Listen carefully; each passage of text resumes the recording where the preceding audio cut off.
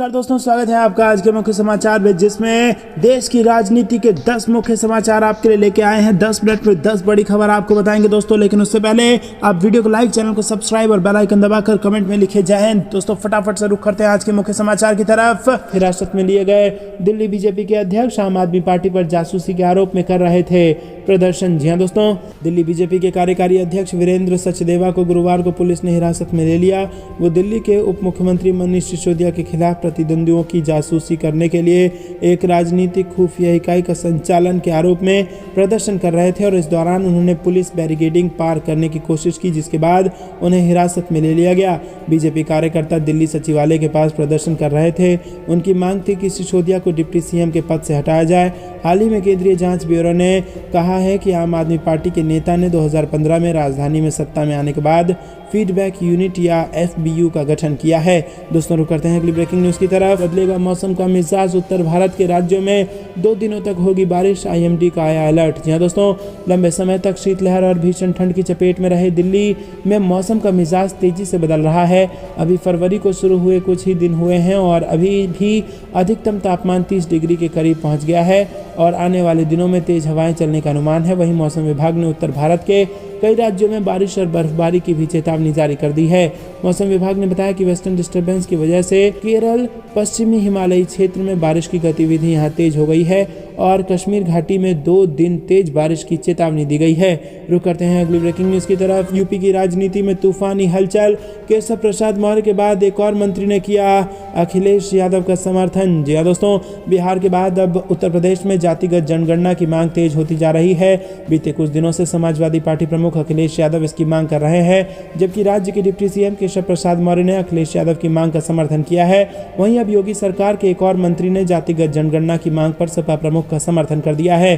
दरअसल बीते दिनों अखिलेश यादव ने जातिगत जनगणना की मांग को लेकर गांव-गांव जाने की बात कही थी, जिसके बाद केशव प्रसाद मौर्य से इस मांग पर सवाल किया गया तो उन्होंने कहा था कि जातिगत जनगणना होनी चाहिए। मैं जातिगत जनगणना का समर्थन करता हूं, इसमें कुछ भी गलत नहीं है। लेकिन अब योगी सरकार में मंत्री संजय निषाद ने भी सपा प्रमुख की इस मांग का समर्थन किया है।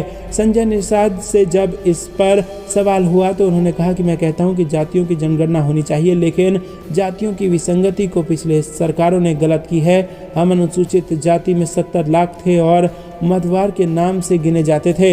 रुक करते हैं अगली ब्रेकिंग न्यूज की तरफ। मोहन भागवत के बयान से बिहार में सियासत तेज, 2024 का चुनाव मंडल वर्सेस कमंडल पर होगा। जी हाँ दोस्तों, 2024 के लोकसभा चुनाव से पहले बिहार में वर्ष 1990 चर्चा चल रही है और ये चर्चा मंडल वर्सेस कमंडल को लेकर चल रही है। राजनीतिक पंडितों से लेकर आम जनता तक इस चर्चा में शामिल हैं। इधर आरएसएस प्रमुख मोहन भागवत के बयान के बाद इस चर्चा को बल मिला है और बिहार में इसको लेकर सियासत तेज हो गई है।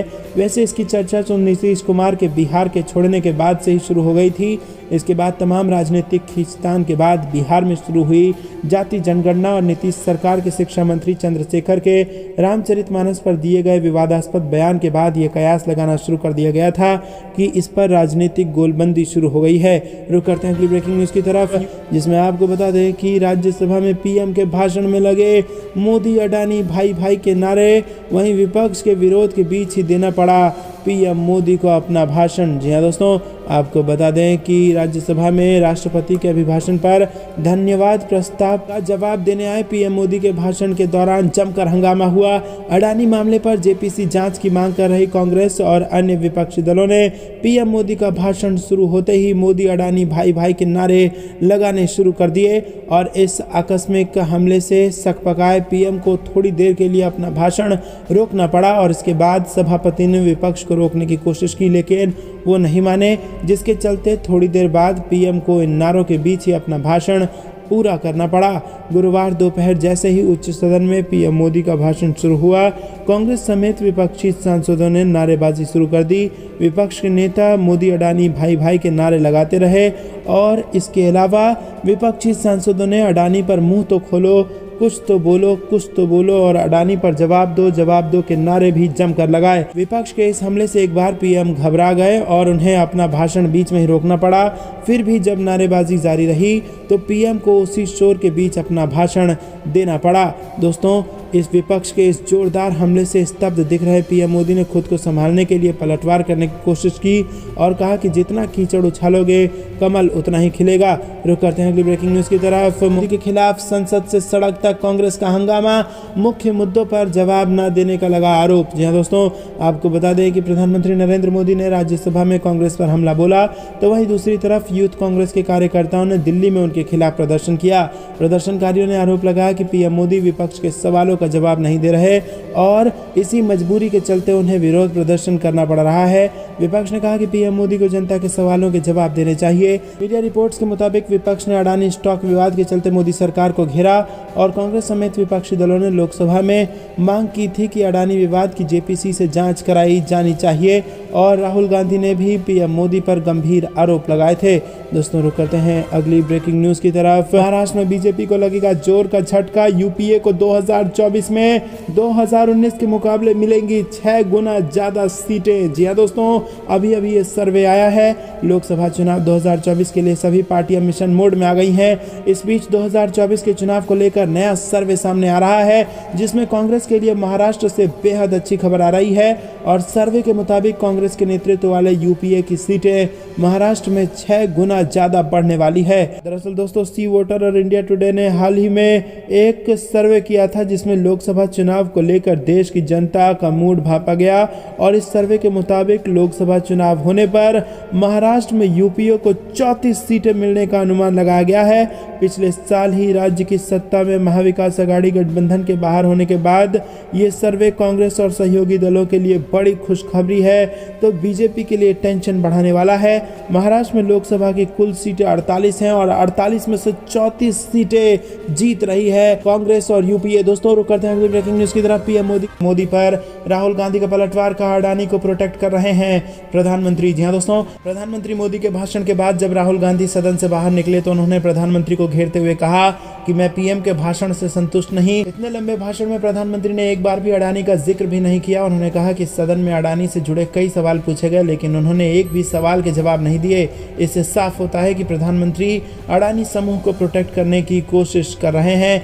वहीं कांग्रेस सांसद राहुल गांधी द्वारा सदन में मंगलवार को दिए गए भाषण के कुछ हिस्सों को रिकॉर्ड से हटा दिया गया। राहुल गांधी बुधवार को जब संसद पहुंचे तो उन्होंने मीडिया से बातचीत के दौरान कहा कि उनके बयान से शब्दों को क्यों हटाया गया, इसमें क्या आपत्ति थी। राहुल गांधी जिस वक्त संसद पहुंचे, लोकसभा में राष्ट्रपति के अभिभाषण पर धन्यवाद प्रस्ताव के दौरान प्रधानमंत्री नरेंद्र मोदी भाषण दे रहे थे।